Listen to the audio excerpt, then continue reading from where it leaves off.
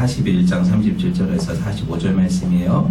바로가 그의 모든 신하가 이 일을 좋게 여긴지라. 바로가 그 신하들에게 이르되 이와 같이 하나님의 영에 감동된 사람을 우리가 어찌 찾을 수 있으리요 하고 요셉에게 이르되 하나님이 모든 것을 내게 보이셨으니 너와 같이 명철하고 지혜 있는 자가 없도다.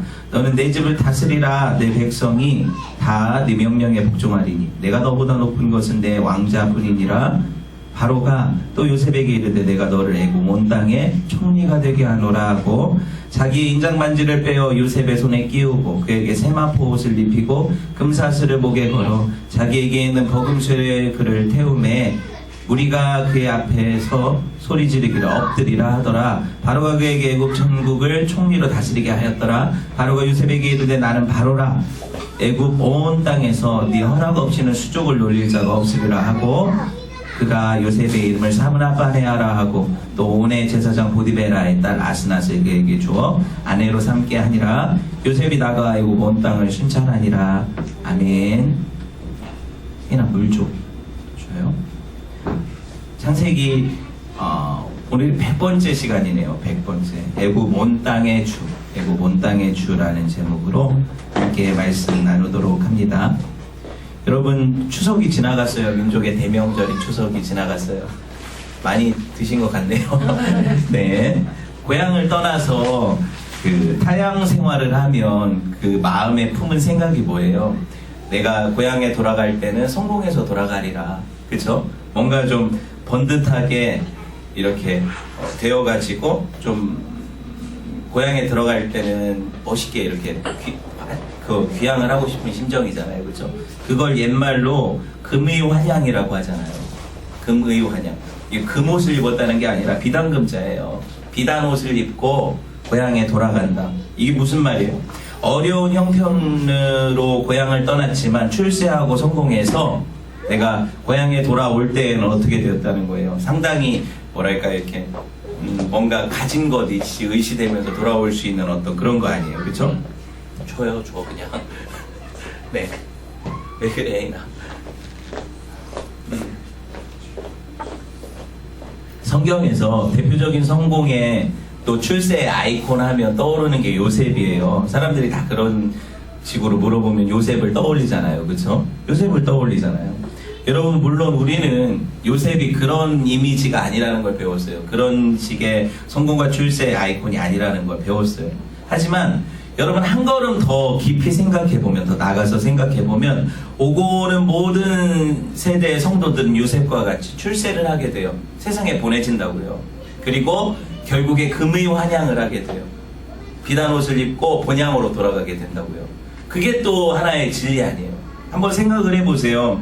실제로 우리가 세상에 태어나는 순간 고통과 고난과 광야잖아요. 우리 사는 인생이. 그런데 이 광야 가운데서도 우리는 결국에 승리해서 흰옷을 입고 하나님 아버지 계신 본향으로 돌아가는 존재들 아닙니까? 그런 의미에서는 우리가 금의환양하는 게 맞지요. 심지어 천사들이 우리를 받들어서 아브라함의 품에 그저 나사렛 비유에 보면 하나님께로 인도한대요. 천국의 승리로 입성하게 된대요. 이게 금의환양이잖아요. 그죠? 우린 그러니까 다 금의환양할 수 있는 존재들이죠. 여러분 지난 시간에 우리는 요셉이 드디어 기다리고 기다리던 감옥에서 노임받아서 바로 앞에 서게 되는 그런 역사들을 봤어요. 성령의 조명을 통해서 하나님이 계시로 그 바로에게 꿈을 주셨는데 그 꿈을 해석해내는 장면을 봤죠. 여러분 그리고 그 안에서 우리가 알 수 있는 게 뭐냐면 요셉이 예표하는 하나님의 아들 예수 그리스도만이 하나님의 뜻을 분별해서 알려줄 수 있는 사람이라는 거잖아요. 그렇죠? 그래서 우리가 그 아들을 통해서만 하나님을 아는 거예요. 아들을 통해서만 하나님을 아는 거예요. 그런 면에서 요셉은 예수님의 예표라는 걸 봤고, 단순히 요셉이 꿈 해석만 했습니까? 오늘 말씀해 보니까 요셉이 꿈 해석만 한 건 아니에요. 만약에 꿈 해석만 했다 하더라도 아무도 못하는 걸 했으니까 칭찬과 보상이 주어지겠죠. 맞아요. 칭찬과 보상이 주어질 거예요. 아마도 자유를 얻어서 고향 땅에 돌아갔을 수도 있어요. 그런데 요셉은 거기서 한 발 더 나가서 바로에게 이런 일이 벌어질 거니까 앞으로 이렇게 대비했으면 좋겠습니다 하는 국정에 대한 조언을 하게 되죠. 생각해보세요. 요셉이 감히 어떤 사람인데요. 노예에다가 히브리 노예에다가 감옥 안에 죄수였던 청년인데 오늘 왕꿈 좀 맞췄다고 이제 감히 국정에 대해 조언을 해요? 국정 농담이죠 이거는. 네. 그런데 그 말을 바로가 들어요 안 들어요? 듣잖아요. 그쵸? 듣잖아요. 말씀 한번 볼까요? 41장 33절에서 36절 같이 볼게요. 이제 바로께서는 명철하고 지혜 있는 사람을 택하여 애굽 땅을 다스리게 하시고 바로께서는 또 이같이 행하사 나라 안에 감독관들을 두어 그 7해 풍년에 애굽 땅의 5분의 1을 거두되 그들로 장차 올 풍년의 모든 곡물을 거두고 그 곡물을 바로의 손에 돌려 양식을 위하여 각 성읍에 쌓아두게 하소서. 이와 같이 그 곡물을 땅에 저장하여 애굽 땅에 임할 7해 흉년에 대비하시면 땅이 이 흉년으로 말미암아 망하지 아니하리이다. 이렇게 구원하죠. 그쵸? 여러분 바로에게 먼저 한 말이 뭐예요? 명찰하고 지혜 있는 사람을 택하시라. 자기다 이런 얘기는 아니잖아요. 요셉이 언감생신 내가 그 자리에 합당한 인물이라고 생각했을까요? 아니에요. 요셉은 그런 사람이 아니에요. 그냥 요셉은 충심해서 실제로 이 위기를 극복할 그런 지도자를 세우라고 충원을 하는 거예요. 근데 바로 눈에는 그 사람이 누구예요? 요셉인 거죠. 얼마나 똑똑하게 얘기를 합니까? 이 대비를 해가지고 감독관을 세우시고 7해 풍년 동안에 그걸 흥청망청 쓰는 게 아니라 거두어서 좀 대비해서 저장을 해야 되는데 얼만큼 저장을 해라? 5분의 1을 저장을 하라 그러잖아요. 세금으로. 지금 세금이 애굽에서 얼마를 걷어들이는지 모르겠어요. 그런데 앞으로 흉년 7년을 대비해서 풍년 7년에 계산을 해서 어느 정도 세금을 걷어들이면 흉년의 7년 동안에 살 수 있을까 애굽 전 국민이. 이걸 계산해내는 능력을 이걸 뭐라고 해요? 이걸 뭐라고 해요? 이게 지혜죠. 뭐예요? 명철하고 지혜 있는 거잖아요. 그죠? 여러분 그런 이야기를 할 때 그냥 할 수 있는 얘기가 아니거든요. 왜 이게 그냥 할 수 없는 얘기냐면 아니 애굽의 인구 상황을 알아야 돼요. 그리고 한 해 소출을 알아야 돼요. 그리고 풍년 시에 얼마만큼의 농작물이 이렇게 수입이 되는지를 알아야 되고 곡간이 어느 정도 있고 그걸 얼마나 저장할 수 있고 그리고 그것을 흉년 7년 동안에 어떻게 골고루 분배를 할 때 그게 충분히 합당한지, 그쵸? 그게 가능한지를 전문적인 어떤 결과 데이터를 가지고 얘기를 해야 되니까 이건 아무나 할 수 있는 대답이 아니라는 거예요. 그냥 쉽게 읽으면 안 돼요. 그러면은 이런 지식을 어디서 얻었어요, 요셉이? 감옥 안에서 얻은 거예요. 그리고 보디발의 그 고위 관료인 보디발의 집에 출입할 때 자기가 그런 어떤 그 회계 감독을 하면서 이런 것들에 대한 지식을 얻었던 거예요. 왜? 보디발도 세금을 낼 거 아니에요. 그죠? 받아 쓰는 녹봉이 있을 거고, 그죠? 마찬가지예요. 감옥 안에서도 그 엄청난 권력자들, 실세들을 만나면서 이걸 배웠던 거예요. 여러분, 그러니까 성도에게 있어 헛된 시간이 있어요, 없어요? 우리가 생각하는 헛된 시간은 그냥 내가 힘들고 고생스러우니까 하는 생각이에요. 그런데 그 시간도 하나님이 유익하지 않으면 안 주세요. 여러분, 이게 패러다임을 바꿔야 돼요. 내가 지금 고생하고 힘드니까 죽겠다. 빨리 쨍하고 해뜰 날이 왔으면 좋겠다 그러죠. 근데 쨍하고 해뜰 날은 그렇게 오는 게 아니에요. 여러분 지금 현재 내가 있는 자리에서 하나님 앞에 서살 때 그때 하나님이 또 별들 날도 주시겠죠. 근데 현재 시간이 무의미한 게 절대 아니에요. 절대로 아니라고요. 그러니까 성도에게 있어서 그냥 지나는 시간이 있어요, 없어요? 그냥 아무렇게나 허송하는 세월이 있어요, 없어요? 하나도 없어요. 이 원리를 깨달으면 성도가 그냥 살지 않는다니까요. 아, 내가 미래에는 이렇게 되면 이렇게 살겠다 그러죠? 이 꿈을 그리고 막 포기하고 막 이런다고 하잖아요. 아니라니까요, 성도는. 현재가 중요해요. 현재가 쌓여서 미래 되는 거 아니에요. 지금 충성을 안 하는 사람이 뭐 미래에 그 자리를 주면 충성을 해요. 다 거짓말이에요. 그러니까 그런 문제가 생기는 거 아니에요. 여러분, 생각해보세요. 바로가 바보가 아니잖아요.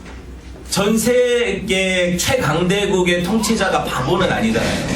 그러면 실제적으로 내가 오늘 꿈을 꿨는데 아무도 못 맞췄는데 어떤 감옥에 있던 청년이 와서 맞췄어요? 그럼 그 사람이 국무총리가 되어야 돼요? 바로가 바보예요? 꿈을 맞췄으니까 상을 줄 수는 있겠죠. 그쵸? 그런데 그 청년을 국정의 중요한 위치에 등용을 해서 그 사람한테 통치를 맡기고 국정을 맡기는 건 이거 아주 무리수 아니에요. 점쟁이가 내 어떤 꿈을 맞췄다고 그 사람을 국무총리로 세우는 대통령이 어디 있어요? 무식한 거잖아요. 무슨 말인지 아시겠어요? 여러분은 그냥 성경을 보고 요셉은 당연히 그래야 돼 이렇게 생각하니까 아무렇지도 않게 느껴지지. 그게 말도 안 되는 얘기라는 거예요. 그건 최순실 같은 거잖아요. 국정농단이죠 이게. 그러니까 말 조심해야죠. 어찌되었든 그런 방식으로 하면 안 된다는 거예요. 지금 전국도 그렇잖아요. 문제가 있는 사람이 임용이 되면 정권에 타격이 돼야 안 돼요. 되는 거예요. 민심이 흉흉하잖아요 지금. 이런 문제라니까요.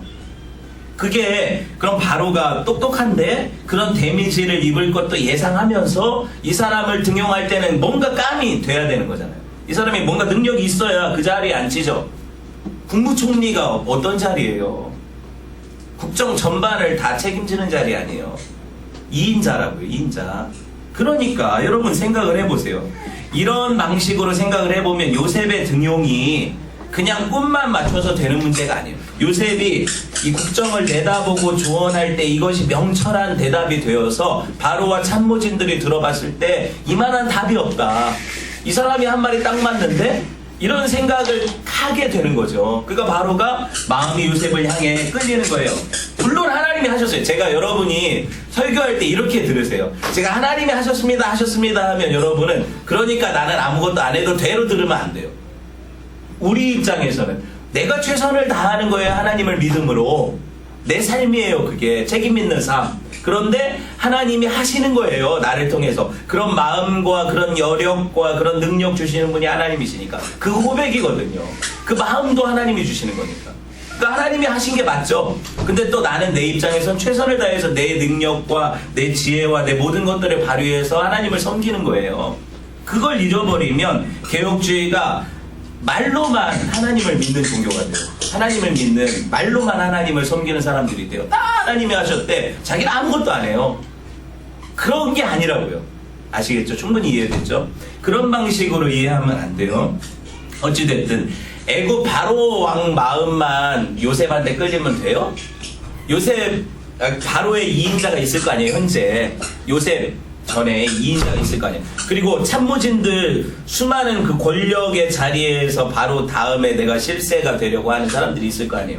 그런데 어디서 굴러온 돌이 바로의 제2인자가 되면 이게 납득이 되냐고요. 정변이 일어날 수도 있는 거 아니에요. 끝에다가 생각해보세요. 그런데 오늘 말씀해 보니까 모든 신하가 37절 38절 봅시다. 바로와 그의 모든 신하가 이 일을 어떻게 해요? 좋게 여겼대요. 그럼 누가 이 마음을 만지신 거예요? 그 살벌한 정치판에 있는 그 정치 구단들의 마음을 누가 만지는 거예요? 하나님이 만지시니까 바로가 그를 국무총리로 등용을 해도 큰 문제가 없게 된 거예요, 지금. 이걸 봐야 돼요. 여러분, 그러니까 대통령이 장관 하나를 임명하려고 해도 마음대로 안 되고 이렇게 시끄러운 전국인데 가장 높은 위치에 사람을 임명을 하려고 하는데 여러분, 이게 사람들이 동의가 되고 저 사람이 그럴 감이라는 인정이 돼야 되는 거 아니에요. 그걸 준비시킨 분이 누구냐고요.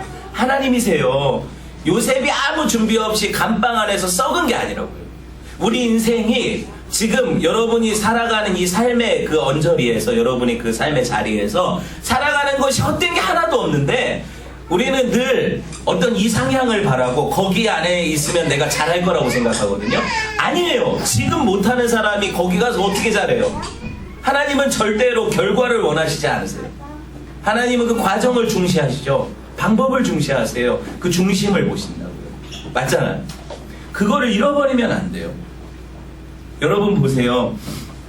오늘 이 사람들이 감명을 받고 요셉의 해석에 감명을 받고 조언에 대해서 그들이 그렇다고 타당성을 인정을 하고 나서 하는 말이 바로가 이렇게 얘기를 해요. 이와 같이 하나님의 영에 감동된 사람을 우리가 어떻게 찾을 수 있겠냐? 여러분의 이 자리에서 여러분이 인정받아야 되는 소리가 이거거든요. 안 믿는 사람이, 불신자가 제 하나님 믿는 사람인데 정말 탁월하다. 저 하나님 믿는 사람인데 어떻게 하나님의 저 사람이 믿는 신이 있긴 있나 보다. 성령 충만함을 인정을 해버리잖아요. 성령 충만함이 뭔지는 알아요? 이 사람들이? 그런데 인정을 하잖아요. 하나님의 신에 감동된 자 우리가 어디서 찾겠냐? 이거거든요. 그러니까 여러분, 내 삶에 하나님을 향한 열정 다 좋아요. 또 하나님을 하나님을 향한 어떤 여러분의 어떤 소망과 목적과 기대가 다 있을 거지만 지금 현재 하나님 앞에 충성하지 않는 자들에게 다 그 뜬구름이에요. 다 뜬구름이라고요. 자리 줘도 안 돼요. 위험해요. 감옥 가요. 큰일 나요. 그게 안 된다고요. 바로의 모든 신화와 바로가 요셉의 해석과 그 조언을 듣고 좋게 여겼대. 선하다는 뜻이거든요. 보시기 좋았더라 할 때 단어가 토브예요.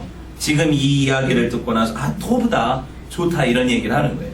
그러면서 이 일개 히브리 노예의 죄수였던 요셉 청년이 그 이야기를 듣고 나서 하나님을 높이셔도 참 이게 얼마나 드라마틱합니까?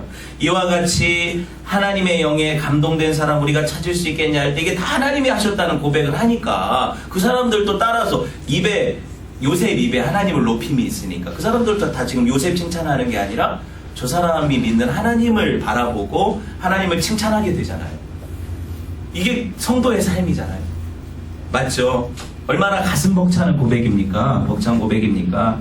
여러분 이 고백이 지금 총리의 자리에서 이 꿈을 해석하고 조언했을 때만 들을 수 있는 고백이 아니에요. 그 얘기를 하려는 거예요. 요셉은 이 이야기를 언제부터 들었어요? 팔려가서 노예 생활할 때부터 들었어요. 보디발의 집에서 총무 생활할 때 들었던 얘기라고요. 또 어디서? 죄수가 되어서 감옥에 들었을 때도 똑같은 얘기를 들었어요. 그러니까 총리에서도 똑같은 얘기를 듣는 거죠. 일관성이 있어요. 창세기 39장 3절 볼까요? 봅시다. 그의 주인이 여호와께서 그와 함께 하심을 보며 또 여호와께서 그의 범사에 형통케 하심을 보았더라.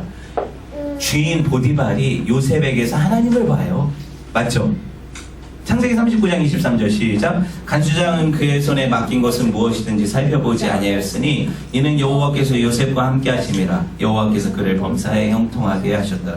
간수장이 죄수인 요셉에게서 하나님을 봐요. 맞죠? 바로가 요셉에게서, 그 신하들이 요셉에게서 지금 하나님을 봐요. 그러면 그 자리가 사람 만드는 거예요? 자리가 사람을 만드냐? 우리가 흔히 말하잖아요. 자리가 사람 만든다고. 어느 정도 무슨 말인지 다 이해하잖아요. 근데 자리가 사람을 만든다는 건 성경적 진리는 아니에요.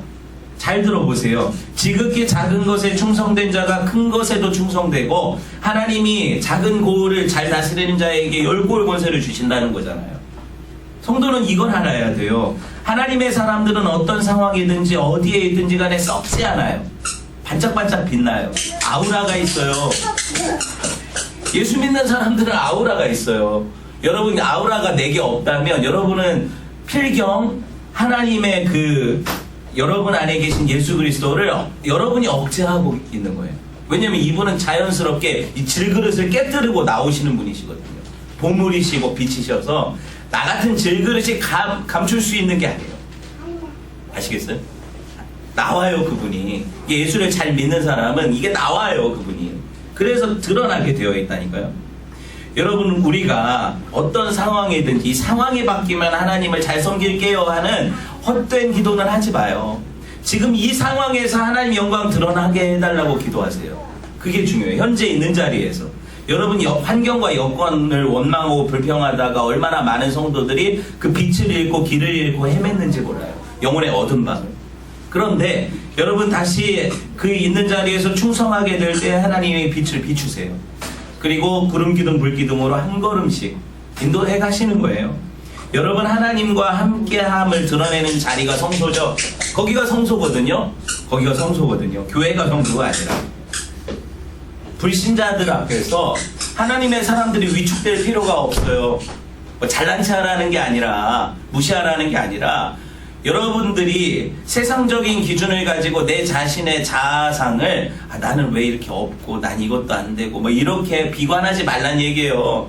여러분 안에 누가 계세요? 하나님이 계시잖아요. 하나님이 여러분을 통해 영광 받으시겠다는데 여러분이 얼마나 뭐랄까요? 귀한 사람들이에요. 하나님이 도우셔서 형통케 하실 거예요. 여러분 하나님이 바로가 보게 된 것은 하나님이 요셉과 함께 하심을 보았다는 거죠. 우리도 그런 어떤 인생을 살 때 세상 사람들이 우리 주변에 있는 사람들이 우리와 함께 하시는 하나님을 보게 된다는 거죠.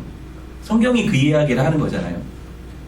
그리고 그 인생은 어떻게 보면 세상 사람들이 그 사람을 신뢰하고 그 사람 안에 계신 하나님을 인해서 그 사람을 인정하게 됐을 때 그 사람들이 결코 실패하거나 그게 잘못된 선택이었다라는 그런 후회하지 않는 선택이 돼요. 왜? 하나님이 연단해 오신 사람들은 그만큼 그 자리에 맞게 되거든요.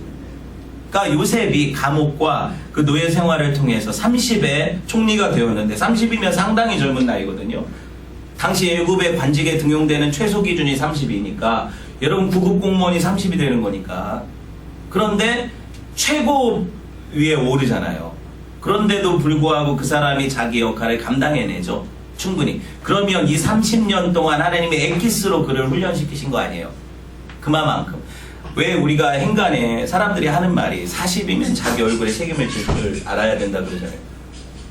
40 됐어요? 40 됐으니까 자기 얼굴 책임져야 돼요. 여러분 인상이 40이 되면 여러분 책임져야 돼요. 그게 이제 세상 사람들이 하는 얘기고 저는 어느 정도 그 말이 맞다고 생각하는 사람이에요. 왜? 그리스도인도 마찬가지거든요. 요셉이 그 사람은 40이나 30이나 똑같아요. 왜? 40년 동안 받을 고난을 30년 안에 압축시켜서 받았으니까 뭐 그 나이가 뭐가 문제가 되겠어요. 그죠? 그 사람은 그런 깜이 됐고 성도는 그 굴곡진 인생의 여정 가운데 얼굴에 그 인품에 하나님 빚으신 손길이 나타나게 돼 있어요. 나타나게 돼 있어요. 그러니까 갑자기 빤히 쳐다보니까 제가 부끄럽네요. 온 행동과 말과 그 사람의 삶에 나타나게 돼 있어요. 그래서 여러분 우리 안에 예수가 사시기 때문에 이게 부정되지 않거든요. 흔히 남자들이 하는 말이, 남자들 성도들 잘 들어보세요. 지갑에 돈 떨어지면 자신감 떨어지죠. 이런 얘기 많이 해요. 서로 남자들 만나면. 경험상 맞는 말이고. 그래서 다들 아내 몰래 비상금 이렇게 막 5만 원짜리 접어서 신분증 뒤에 이렇게 꽂아놓고 이따 끝나고 검사해보세요. 나오면 10% 제 거. 네. 다들 명절에도 돈이 있어야 고향 가고 부모님 찾아뵐 그 면목이 서고 그런다고 하잖아요. 뭐 인정해요. 그런데 그게 진리는 아니에요. 왜 진리가 아니냐면 사실 성도는 주머니에 돈 없어도 행복할 수 있다고 당당하게 말할 수 있는 사람이 성도예요. 아이러니하죠. 나는 성도 아닌가? 여러분 인정한다니까요. 저도 그렇고. 그럼에도 불구하고 그걸 뛰어넘는 게 있어요. 그거는 평상시 우리가 살 때 그런 느낌이 있지만 그걸 뛰어넘을 수 있는 은혜가 있다고요. 없어도 괜찮아. 네? 좀 모자라도 괜찮아. 내게 누가 있어요? 내 보배 되신 예수님이 계셔요. 이게 여러분 배불러야 돼요. 안 먹어도. 그걸 느껴야 돼요. 내가 좀 없어도 내게 예수님이 계시다는 사실이 내 부요함이 돼야 돼요. 그게 여러분 당당함이에요. 그게 정체성이에요. 성도의 정체성이 어디서 나와요? 지갑에서 나와요? 통장에서 나와요? 아니잖아요. 내가 눈을 들어 산을 보리라. 나의 도움이 어디서 오나? 천지를 지으신 여호와에게서로다. 하나님에게서 내 정체성이 오는 거예요. 그러니까 성도는 명절에 가서 여러분 막 뭐 없다 하고 빌빌거리면 안 돼요. 그럼 여러분을 보고 그런 하나님을 믿겠어요? 믿지 않는 사람들이? 아니에요. 성도는 없어도 못 가졌어도 여러분 안에 있는 예수로 인해서 만족하고 기뻐하는 여러분의 그 아름다움을 보여야 돼요. 그 보물이 여러분 안에 있기 때문에 오늘 성령의 감동이 있으면 지갑에 있는 로또를 찢어요. 다시 붙이면 되니까. 하나님의 은혜가 있으면 여러분 그런 것이 나의 만족과 유익이 되지 않아요. 오직 주님이 유익이 돼요. 그거를 경험하세요. 정말 답답하죠. 왜 같이 자녀인데 어떤 자녀는 아버지를 의지하고 어떤 자녀는 마치 자기는 고아인 것처럼 자기 힘으로 아등바등 사는지 이해돼요 제 말이? 어떤 자녀는 아버지가 진짜 대기업 총수니까 내가 금수저라는 사실을 인식하고 그렇게 부유하게 사는데 왜 어떤 성도는 이 세상을 다 가진 아버지를 내가 의식하지도 못하고 알지도 못하고 내 힘으로 아등바등 살아가는지 이해가 안 돼요. 요셉이 오늘 바로한테 장차 임할 기근에 대해서 경고하고 준비하라고 하죠. 이 모습 또한 예수님을 예표하잖아요. 왜? 예수님이 이 땅에 오셔서 한 일이 이거거든요. 회개하라 천국이 가까워왔다. 예루살렘이 여기 계속 있을 것 같냐? 무너지리라. 환란에 대비해라. 하나님 나라를 바래라. 그쵸? 이 경고하고 그들을 돌이키는 사역을 하셨단 말이에요. 지금 요셉이 이 풍년이 계속될 것 같냐? 곧 흉년이 온다. 대비해라. 돌이켜라. 그쵸? 이 모습이 누굴 닮았어요? 예수님 닮았잖아요. 예수님의 어떤 미리 하나님의 뜻을 알고 옆에서 조언자로, 보혜사로 이렇게 사역하는 예수님의 모습을 보여주고 있어요. 마태복음 24장 29절 31절 봅시다. 같이 읽어볼게요. 시작. 그날 환난 후에 즉시 해가 어두워지고 달이 빛을 내지 아니하며 별들이 하늘에서 떨어지며 하늘의 권능들이 흔들리리라. 그때 인자의 징조가 하늘에서 보이겠고 그때 땅의 모든 족속들이 통곡하며 그들이 인자가 구름 타고 능력과 큰 영광으로 오는 것을 보리라. 그가 큰 나팔 소리와 함께 천사들을 보내리니 그들이 그의 택하신 자들을 하늘 이 끝에서 땅 저 끝까지 사방에 모으리라. 그러죠.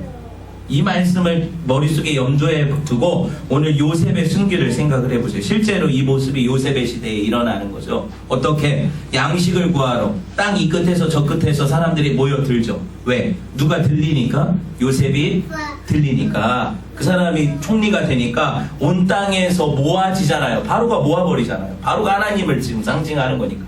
요셉이 예수를 상징하니까. 그렇게 보면 여러분 실제로 수많은 고대 근동지방의 사람들이 기근을 피해서 누구에게로 몰려들어요? 양식을 구하러? 요셉에게로 몰려드는 이 모형이 저와 여러분 이 세상 가운데 영적인 기근 가운데 있는 사람들이 예수 그리스도에게로 모여드는 모형이에요. 그리고 예수에게로 오면 어떻게 양식을 얻게 되죠? 영생을 얻게 되죠. 그쵸? 양식을 얻게 돼요. 여러분 이 요셉의 조언은 마치 예수님이 그러셨던 것처럼 다른 바로 옆에 있던 그 대단한 주술사들이나 지혜자들과 달라요. 그들은 말도 못하고 사실 어떤 것들에 대해서 권위 있는 조언을 하지 못하니까 바로가 지금 요셉을 데리고 온 거 아니에요. 그리고 그들이 인정할 수밖에 없는 지혜가 지금 누구에게 있는 거예요? 요셉에게 있잖아요. 이 모습이 예수님 얘기 아니에요. 바로와 모든 신하가 이 일을 좋게 여겼다. 그러고 나서 하는 말이 이와 같이 하나님의 신에 감동된 사람 우리가 어디서 찾겠냐? 얘가 적임자다 이거죠. 이 얘기를 늘 들었던 분이 누구세요? 예수님이세요. 그러니까 요셉이 예수님의 예표인 거예요. 봅시다. 마가복음 1장 22절 보면 읽어볼게요. 시작. 무사람이 그의 교훈에 논라니 이는 그가 가르치시는 것이 권위 있는 자와 같고 자기 서기관들과 같지 아니하밀로. 맞죠? 요셉의 생애를 정말 이런 식으로 보면 야 이렇게까지 예표를 하는구나. 그의 삶의 모든 한 절 한 절이 주님을 닮았어요. 그죠? 놀랍고 놀랍죠. 여러분 요셉이 드디어 바로에 의해서 총리가 돼요. 그죠? 애굽 땅에 온 땅의 총리가 돼요. 여러분 십자가에 달려 죽고 무덤에 갇혔으나 부활하셔서 승천하시고 온 세상의 구주가 되신 주 우리 주님의 모습이 요셉의 이 승기를 통해서 그대로 보여지잖아요. 이 하나님이 일으키사 그를 지극히 높이니까 여러분 그리고 바로가 요셉에게 하는 표현 한마디 한마디가 정말 하나님이 예수님한테 하는 말이거든요. 볼까요? 40절 같이 봅시다. 시작. 너는 내 집을 다스리라. 내 백성이 다 내 명령에 복종하리니 내가 너보다 높은 것이 내 왕좌뿐이니라. 바로가 또 요셉에게 이르되 내가 너를 애굽 온 땅에 총리가 되게 하노라 하고. 보셨어요? 예수님을 대입해서 읽어보세요. 저 예수님한테 하나님이 하는 말씀을 너는 내 집을 다스리라. 내 백성이 다 네 명령에 복종할 거야. 내가 너보다 높은 것은 그냥 하늘 보좌뿐이야. 맞죠? 똑같은 말씀이에요. 그리고 너는 온 땅의 주가 될 거야. 온 땅의 주가 될 거야. 온 세상에.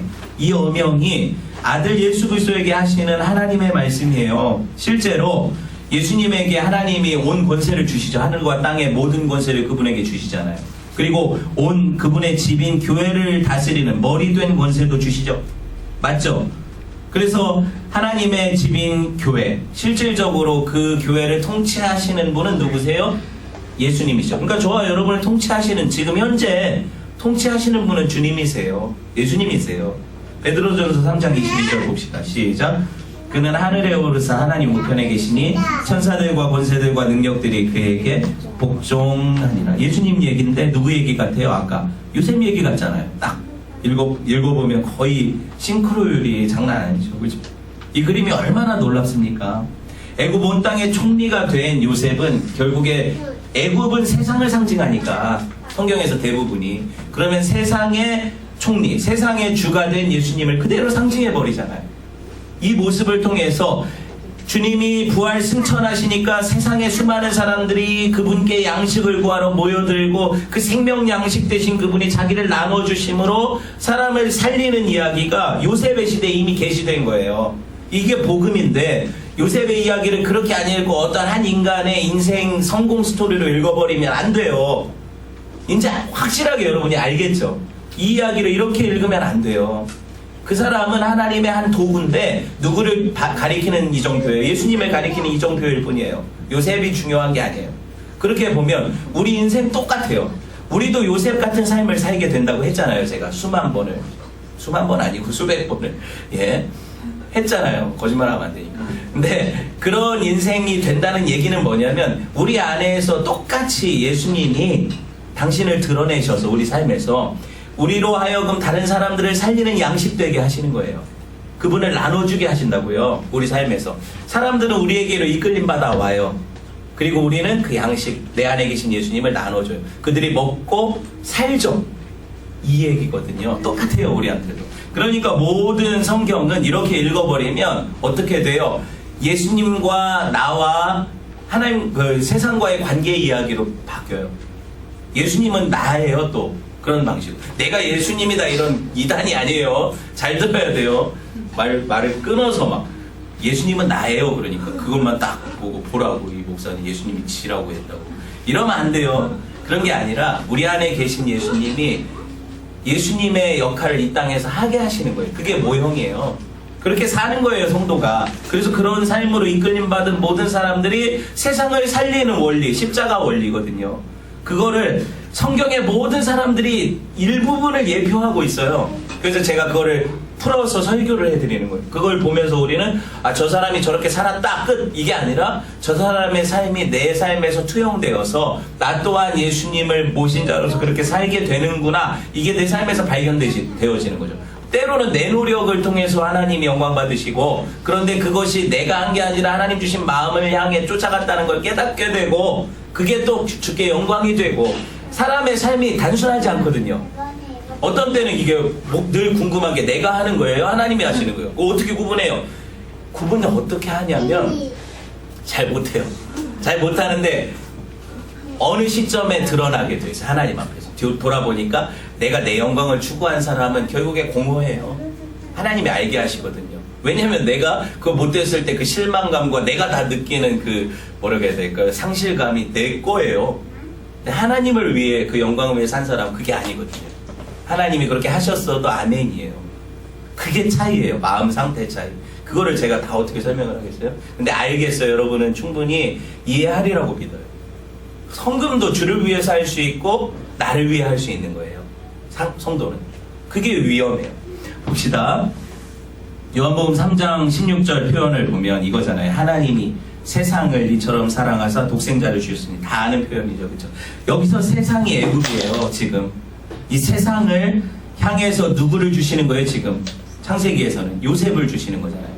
요셉을 주셨고 그 요셉을 통해서 세상을 살리는 이야기를 보여주심으로 하나님과 그리스도와의 관계 가운데에서 어떻게 하나님이 놀라운 방식으로 아들 예수 그리스도를 보내셔서 이 전 세상 애굽 땅의 영적 기근을 해결하시고 살려내는가, 이 구원의 이야기가 요셉의 삶에 그대로 들어있어. 그분이 예수님의 예표라는 거죠. 여러분이 그 빌립보서 2장 6절 말씀 봅시다. 같이 읽어볼게요. 시작. 그는 근본 하나님의 본체시나 하나님과 동등됨을 취할 것으로 여기지 아니하시고 오히려 자기를 비워 종의 형체를 가지사 사람들과 같이 되셨고 사람의 모양으로 나타나사 자기를 낮추시고 죽기까지 복종하셨으니 곧 십자가에 죽으심이라. 요셉의 생에 이게 구구절절히 묻어있죠.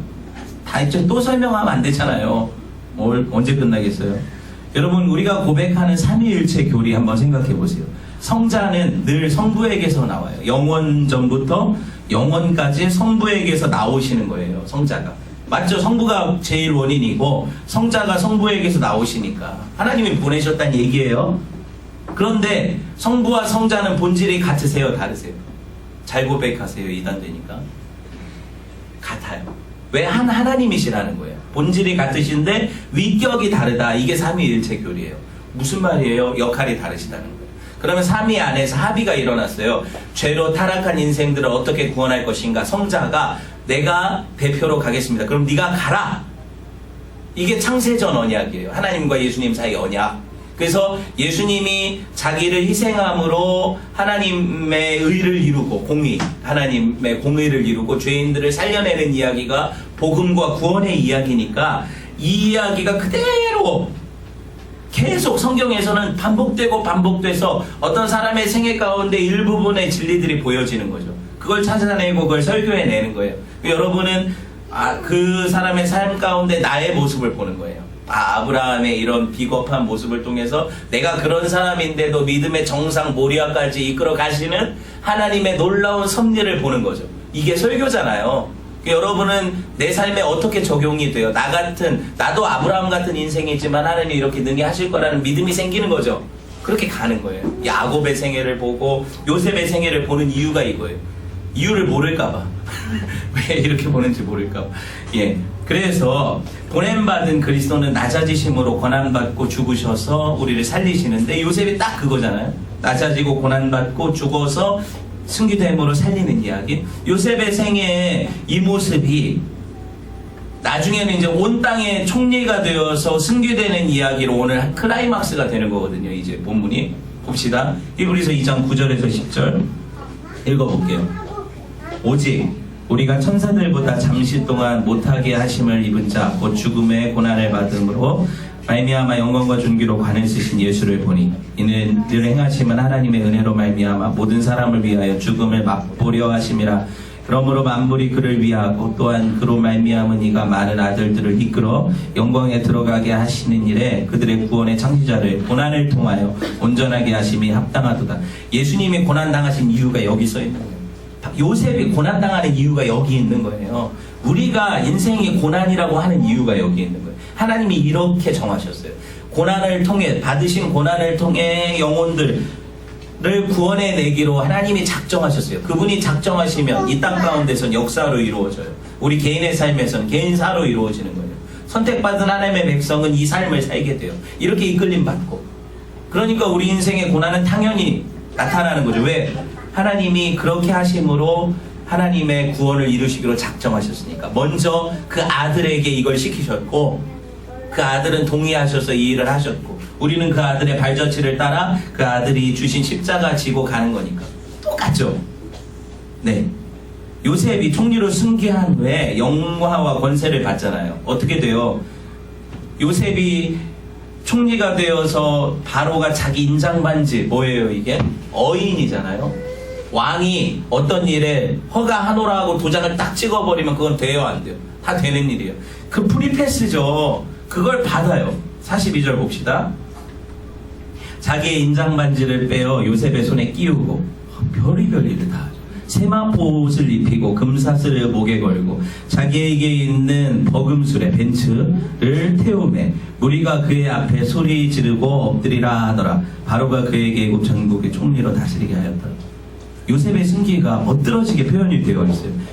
그죠? 애굽의 전권을 가졌어요. 왕의 권한을 갖고 요셉이 자기가 할 수 있는 모든 권한은 바로가 하는 건 다 요셉 할 수 있어요. 그렇게 권한을 주죠. 마치 어디서 요셉이 보디발의 집에서 그거 다 받았었잖아요. 이미 뭐가 달라요? 보디발이 야 내가 먹는 음식이 내 아내 외에는 다 네가 알아서 해라. 전권 다 받았었잖아요. 그러니까 작은 것에 충성된 자가 큰 것에 충성된 거예요. 하나님이 이렇게 연결해 놓으시는 거예요. 총리가 되면 다를 것 같죠? 집에서 잘하면 돼요. 네, 우리 주님이 하늘과 땅의 모든 권세를 받으신 것처럼 요셉이 그 권세를 받았고요. 그리고 예수님이 부활하셔서 그 세마포, 부활하신 옷을 입고 하나님 앞에 나서는 것처럼 지금으로 말하면 요셉이 입은 그 옷 같은 경우에는 뭐 프라다 옷 뭐 이런 거 혹시 되겠죠. 멋있는 어떤 수트, 그 관복 이걸 주고 그렇게 높이 들림받은 모습을 보여주죠. 근데 제가 이 한 구절 한 구절이 다 예수님을 연관시키는 게 맞다는 게 다니엘서 보면 10장 5절에 보면 보세요. 그때 내가 눈을 들어 바로 본즉 바라본즉 한 사람이 세마포 옷을 입었고 허리에 우바스 순금띠를 띄었더라. 다니엘이 예수님 보는 거거든요. 환상 가운데. 여기서 어떤 옷을 입었어요? 세마포 옷. 요셉이 오늘 뭘 입었어요? 세마포 옷. 이게 하나하나가 너무 어떻게 그냥 이렇게 갖다 써놓은 것처럼 해놨어요. 그러니까 어떻게 못 찾겠어요? 눈이 있으면. 성경 읽는 사람들은. 금사슬은 마치 가시관을 벗고 금사슬, 목에 두르는 금사슬이거든요. 이거를 주는 건 주님의 면류관을 상징하는 거예요. 계시록에 보면 뭐예요? 14장 14절에 보니까 내가 보니 흰 구름이 있고 구름 위에 인자와 같은 이가 있는데 그 머리에는 금 면류관이 있고, 그렇죠. 금사슬, 금 면류관, 그렇죠. 이렇게 있고, 요셉이 탄 버금슬에 제가 벤츠라고 얘기했지만 사실 영광 가운데 구름 타고 오시리라 그랬죠. 구름 타고 오시리라 그러잖아요. 영광 가운데, 하나님의 영광 가운데. 그 앞에 사람들이 엎드려 절하고 환호하는 모습을 오늘 볼 수 있거든요. 마가복음 13장 26절 봅시다. 시작. 그때 인자가 구름을 타고 큰 영광, 권능과 영광으로 오는 것을 사람들이 보리라 그러잖아요. 이게 버금 수레를 타는 거예요. 바로가 왜 자기 수레를 내줘요? 그러니까 이 모든 어떤 행위들을 통해서 하나님 지금 누구 보여주시는 거예요? 예수님 보여주시려고 그림을 그려놓는 거예요. 마지막으로 요한계시록 5장 13절 봅시다. 시작. 내가 또 들으니 하늘 위에와 땅 위에와 땅 아래와 바다 위에와 또 그 가운데 모든 피조물이 이르되 보좌에 앉으시니와 어린 양에게 찬송과 존귀와 영광과 권능을 세세토록 모든 영광과 존귀와 능력 받으소서. 찬송이죠. 이게 지금 요셉의 생애에서 요셉이 총리가 되니까 그 앞에 어떻게 하래요? 엎드려서 환호하라고 하잖아요. 그죠? 사람들에게 그가 수레를 타고 순찰을 하면 그 앞에 엎드려가지고 환호하라고 하잖아요. 찬송으로 나타나게 되죠. 가슴 뛰는 장면 아닙니까? 근데 예수님과 요셉이 받았던 그 승귀의 영화가 성도들을 기다려요, 사실. 그래서 창세기까지, 계시록까지 다 봐야 돼, 성경을. 결국에 이 운명을 가진 자들이 금이 환영하는 저와 여러분 성도들이에요. 하나님 나라에서 우리는 이런 존귀한 존재로 영광받게 돼요. 근데 그분이 받으시는 영광이 참여하는 자로 가로채는 영광이 아니라, 지금 여기서 내가 하나님 영광을 가로채버리면, 내가 했다고 가로채버리면 그 영광에 참여할 수 없어요. 왜? 너는 이미 다 받았다. 그렇게 말씀하시는 거잖아요, 성경이. 성경이 얼마나 쉽냐고요. 그런데 이걸 얼마나 꼬아가지고 성도들이 못 알아먹게 만들었냐고요. 그래서 사제들, 마치 로마 카톨릭처럼 목사들만 성경을 알고 성도들은 성경 몰라도 돼. 넌 내가 시키는 대로 가르쳐주는 대로만 따라. 이렇게 되잖아요. 제가 왜 설교를 이런 방식으로 하는지 아세요? 하나하나 풀어가면서. 여러분이 볼 때 이제 조금씩 느껴질 거예요. 성경을 볼 때 보이는 게 생길 거예요. 가르치는 거예요, 지금. 성경 해석하는 방법을. 나중에는 정말 원하는 거는 여러분이 읽고도 뭐 저처럼 설교하라는 게 아니라 내가 충분히 예수 그리스도라는 양식을 받아 먹을 단계로 성장해 가기를 원하는 그 목적 가지고 설교하는 거예요. 아시겠죠? 그렇게 될 거거든요. 왜냐하면 여러분도 수업을 듣다 보면 학생 때 돌이켜보면 졸고 자고 딴짓해도 들리는 게 있어요. 근데 그게 그 수업이 정확한 어떤 그 궤도 아래에서 가는 수업이라면 여러분이 조금씩 쌓여가요. 그게 되는 거예요. 그거 믿고 설교하는 거거든요. 이제 예, 끝을 낼 시간이 됐죠. 예수님이 온 땅에 세상의 주가 된 것은 오늘 44절 45절에 보면 이 사람이 온 땅에 44절 45절이 아니라 요셉이 온 땅의 주가 되잖아요. 오늘 보면 애굽 온 땅의 총리가 되잖아요. 그 모습을 그대로 요셉이 예표를 하고 예수님이 온 땅을 주가 되어서 순찰해 가시는 거. 그리고 예수님이 부활 승계하신 이후에 교회라는 아내를 얻죠. 교회는 그리스도의 신부, 우리의 신랑은 예수님. 그게 오늘 요셉의 생애에서는 어떻게 드러나요? 44절 45절. 왜 하필이면 여기 결혼을 시키냐? 같이 봅시다. 바로가 요셉에게 이르되 나는 바로라 애굽 온 땅에서 뛰어 허락 없이는 수족을 놀릴 자가 없으리라 하고 그가 요셉의 이름을 사브나바네아라 하고 또 온 제사장 보디베라의 딸 아스낫을 그에게 주어 아내로 삼게 하니라. 요셉이 나가 애굽 온 땅을 순찰하니라. 갑자기 총리 삼은 것도 황당한데 갑자기 결혼시켜버렸어요. 나이 30대 가지고 선도 한 번 안 보고 야, 이 제사장, 온 제사장은 태양신 섬기는 사람이거든요. 이방신 제사장. 그러니까 이방인이 아내가 되죠. 이방인이 아내가 돼. 이게 뭐예요? 교회잖아요.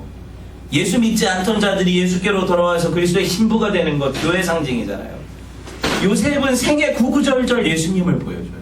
이렇게 돼서 승귀되고 교회를 아내로 얻고 교회의 머리가 되고 그리고 나가서 세상을 구원하는 구원자가 되는 이야기. 그래서 하나님이 그를 지극히 높여 모든 이름 위에 뛰어난 이름을 주사라는 말씀을 여기서 보게 되는데, 바로가 요셉이라는 사람한테 이름을 뭐라고 줘요? 사브나 바네아 이름 주잖아요. 온 땅에 뛰어난 이름을 주죠. 그게 무슨 뜻이에요? 예전에 우리가 은밀한 것을 드러내는 자로 배웠어요. 그렇죠? 근데 이 사브나 바네아라는 이름은 학자들을 통해 둘로 나뉘어요. 이름 뜻이. 하나는 은밀한 것을 드러내는 자, 우리가 배운 거. 하나는 뭐냐면 온 세상의 구주, 생명의 주인, 이런 뜻이거든요. 뭐가 맞는지는 정확하지 않아요. 그러면 이거를 또 보면 오늘 9절에서 이것들을 조합해서 보면 이렇게 볼 수가 있겠죠. 그가 생명의 주가 되고 온 땅의 구주가 되어서 어떻게? 세상을 구원할 구원자가 된다. 이렇게 볼 수도 있겠죠. 네. 말씀을 맺으려고 해요. 여러분, 교회는 예수님을 인해서 사는 존재들이죠. 그분이 머리시고, 요셉은 딱 그걸 보여주고 모형하고 그 자기 역할을 하고 가는 거예요. 우리도 이제 그렇게 살 거예요. 우리 안에서 세상은 그들을 구원하기 위해 고난당한 예수를 볼 거예요. 우리를 통해서. 그러니까 우리 삶의 고난과 이런 어떤 역경과 이런 어떤 훈련의 시간들이 헛된 게 아니라고요. 세상을 통해, 세상이 우리를 통해 주를 보는 시간이에요.